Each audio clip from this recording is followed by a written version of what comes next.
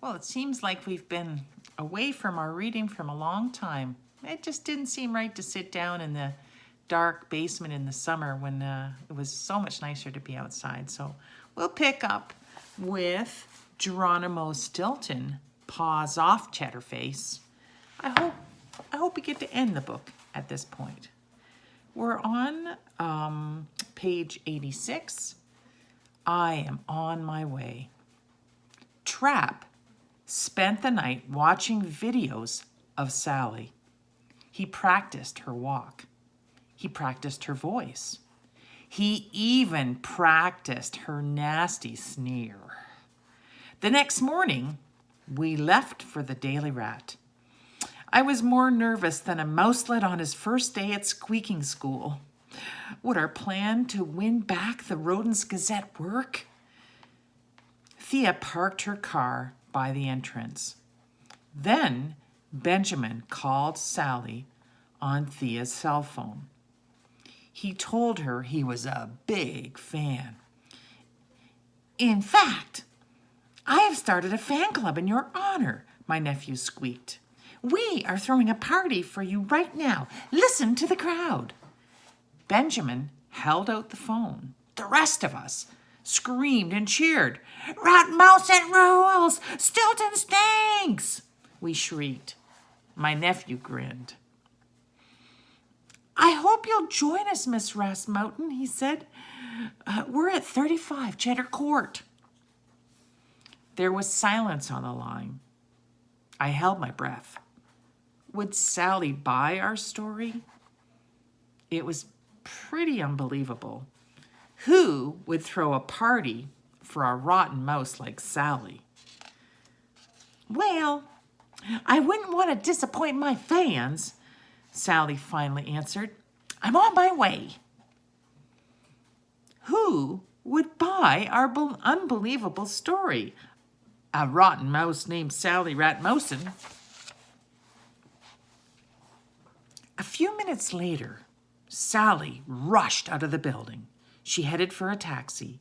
Just then, a shy-looking mouse stopped her. Sorry to bother you, Miss Rasmussen. The mouse squeaked.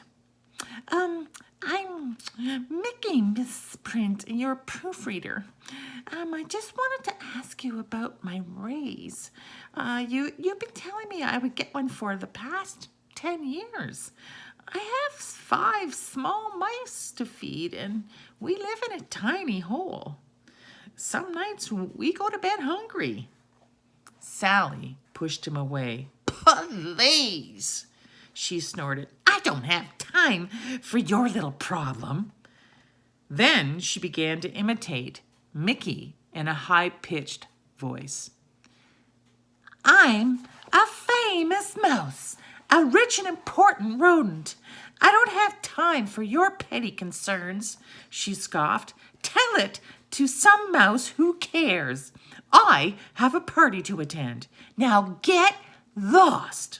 Right now, at once, immediately. Poor Mickey wiped a tear from his eye. Then he slumped back into the building. I was furious. Sally was so insensitive. At the Rodents Gazette, I treat my employees with respect. We are all part of a team. I couldn't run the paper without them. Who did Sally think she was? I wanted to grab her by the tail and shake her. But she had already disappeared in a taxi. Seconds later, Trap put phase 2 of our plan into action. Break a paw, the rest of us whispered as he headed into the building. Then we snuck in behind him. Near the staircase, Trap ran into Sally's managing editor, Rodney Rulerat. He had a stack of papers in his paws. Good morning, Miss Rasmussen. Here are the stories you asked for. Do you want to read them now or later? He mumbled. Trap took a deep breath. Then, in perfect Sally form, he began to shout, Now you pinhead right now, at once, immediately. Well, what are you waiting for? I'm getting gray fur. Fork them over, cheese brain. Rodney didn't seem the least surprised. I guess he was used to Sally screaming at him. He gave her the stories and scampered off. Trap turned towards us and winked. The three of us gave a sigh of relief. So far, our plan was working like a charm. Trap stormed down the hall. We followed right behind. The offices of the Daily Rat were cold and bare. There didn't seem to be any coffee or soda machines, and all of the employees crept around, quiet as mice. They looked like they were afraid of their own furry shadows. When Sally, I mean fake Sally, strode by, you could practically feel the room tremble. Pasted on the walls were framed sayings. Who wrote them? You guessed it. Sally Ratmousen. Note 1. Don't make me squeak. Note 2. Work harder, work faster, just work. Note 3.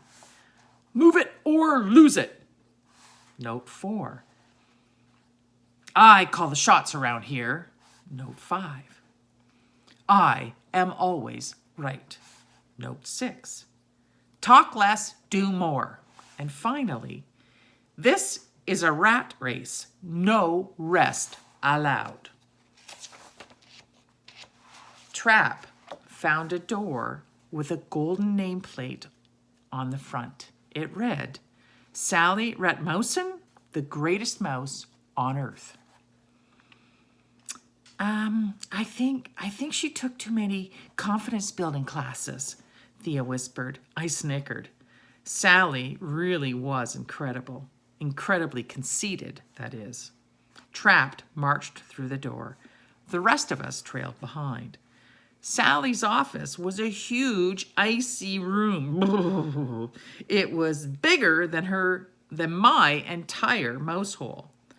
Her desk was an enormous triangle glass table. The legs looked like 3 cat paws. Trap plopped down on Sally's armchair. Then he buzzed the secretary. Bring me Geronimo Stilton's contract, please, he said. Uh-oh, I groaned to myself. What was he doing? Why was he being so polite? Sally would never say please. She was too rude. There was silence on the other end. Then the secretary spoke.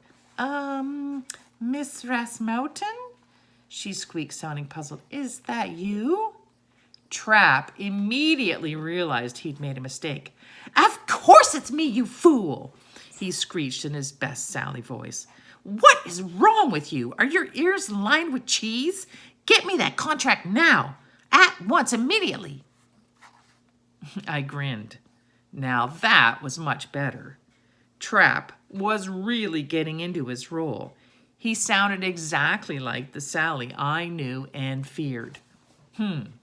Maybe Trap should think about a new career as an actor. 30 seconds later, a folder lay on the glass table. In it was the sale contract of the Rodents Gazette. Next, my cousin called downstairs to the security guard rat. Clear the fur out of your ears and listen carefully, he ordered. A mouse who looks exactly like me is on her way here. Tell her I am the real Ratmousen, the main mouse, the genuine article, and I don't want to be disturbed. Just then, we heard shouting outside. Trap opened the window and peeked out. It's Sally, he whispered to us. She's using the guard rat as her own personal trampoline. Now she's biting his tail. Now she's pulling out his whiskers. Cheese nibbling, she's one angry mouse. Seconds later, my cousin leaned out the window. He smiled and waved to Sally. Get lost, Cheddarface, he shrieked with glee. Now, I call the shots around here. Excuse me. We got to work immediately. First, we wrote up a new contract.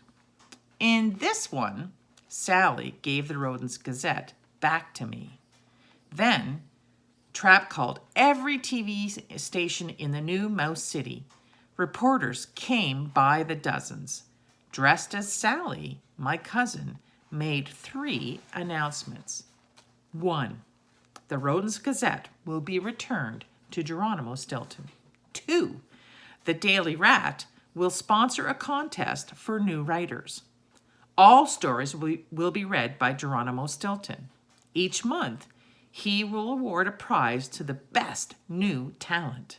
The prize will be paid by the Daily Rat. 3, the Daily Rat will triple the salary of all of its employees. It will also send its employees on a first-class vacation to Mousahamas. I grinned. The Mousahamas was my idea. Sally didn't believe in vacations. Her workers needed some fun in the sun. When the reporters left, Trap called the secretary. Call the most expensive cheese shop in town, he ordered. I'm throwing a party for all the rodents who work here right now, at once, immediately. The secretary gasped. Are you feeling okay, Mrs. Mountain? She stammered. Trap pounded the desk with his paw. Of course I'm feeling okay, you fool, he squeaked. Call that cheese shop right now, at once, immediately. 5 minutes later, the food arrived. A huge table was set up in the courtyard outside. Soon, the party was going strong. Suddenly, I heard a voice. I heard a noise. It was a bird. It was a plane. No, it was an army tank. That's right. An army tank driven by the real Sally Ratmousen. She was so mad that steam was rising from her fur. We hid under the table. Sally climbed out of the tank. Reporters crowded around her. They began firing questions. Sally barely had time to squeak. Miss Spouton, why have you given the Rodents Gazette back to Stilton? Asked one reporter. Sally went pale. Miss Spouton, why are you throwing this expensive party? Asked another. Sally's left eye began to twitch. Meanwhile, the employees of the Daily Rat were busy dancing their paws off. They waved and cheered at Sally. Thank you for the raise. Thank you for the vacation. Thank you for the party, boss. They cried. Sally stamped her paw. She looked as if she were ready to burst. Raise? Vacation? Party? She thundered. Have you all gone crazy?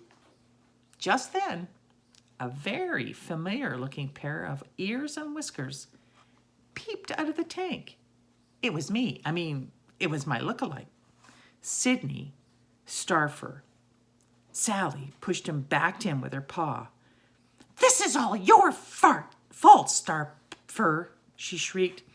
I knew you didn't look enough like Geronimo Stilton.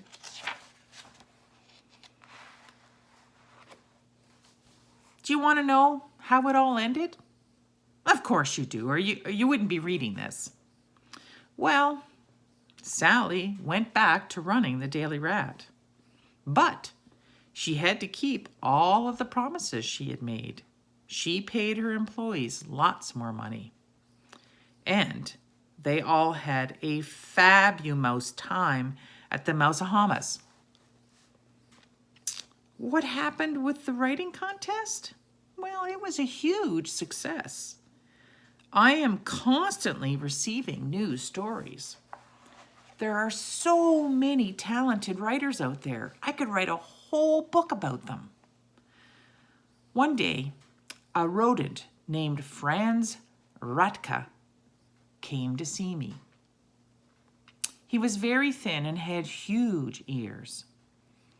He said he hadn't left his mouse hole in years. I gasped. His cheese delivery bill must have been enormous. Ratka said he had written a book, The Metamorphoses, about a mouse who woke up one morning and discovered he had turned into a bug. It was fascinating. Another day, I met a mouse named Edgar Allan Poe. He had a mustache and deep-set eyes. He brought me a spooky poem called The Raven, and another story about a mouse and a beating heart. It was horribly scary. Still, I couldn't put it down. Then I met a little old lady mouse named Agatha Ratsey. She was small and spoke with a soft squeak. I was surprised to find out she wrote murder mysteries. Such a sweet, frail mouse. I guess you can't always tell a mouse by her squeak. Agatha wrote some wonderful thrillers. My favorite was called Mouser on the Orient Express. I was in the middle of a story by a writer named Choose Dickens when my sister popped into my office. She dumped another huge pile of stories on my desk. How would I ever have time to read them? Oh, I'm not complaining. I mean, I love publishing books. And of course, my newspaper, the Rodents Gazette, is my pride and joy. Still, being a publisher is hard work. Really hard work. Don't forget that at 6 o'clock you have the Cheese and the Meaning of Life lecture, Thea reminded me now. And then at 7:30 you have the famous furballs of our time conference. And then at 9 you are giving that self-defense for the Meek and the Mild Mouse speech at New Mouse University. I sighed. Thea kept on squeaking. She told me she had received a call from Sydney Starfur. It seemed Sally had lied to him.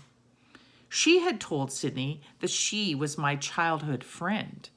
He had thought he was hired to play an innocent joke on me.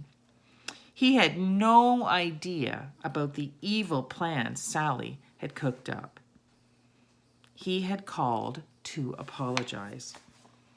He sounds like a very nice mouse, Thea explained. Look, he even gave us 2 free tickets to his show. It starts in 20 minutes. You'd better get moving. Right then, there was a knock at the door. Mickey, Misprint, Sally's proofreader, came in. He was working for me now. Of course, I was paying him a much higher salary. Mickey's family would never go hungry again. Mr. Stilton, he squeaked. Here are more stories for you. In fact, here are tons more. He piled them everywhere, on my desk, on my couch, on my furry cat rug. More stories? How could I read all of them? I didn't even have time to comb my fur anymore. Just then, my secretary, Mousella, buzzed me. Your taxi is here, Mrs. Stilton. Mr. Stilton? She announced. I looked up with a start. Suddenly, the phone rang. Mr. Stilton, we're expecting you tomorrow evening at Press Club, the caller squeaked. Don't let us down. I sighed. I had become such a celebrity that everyone wanted to interview me. I went to parties, lectures, business presentations. It was nice to feel wanted. Still, it was getting to be a problem. I mean, I'm only one mouse. I can't be in 2 places at once. Right then, I caught sight of my reflection in the window pane. Maybe I could be in 2 places at once. All I had to do was find another Geronimo Stilton. He would have to look just like me. He would have to walk just like me. He would have to squeak just like me. Cheesecake. It seemed like a very good idea, I decided. But that's another story. The end.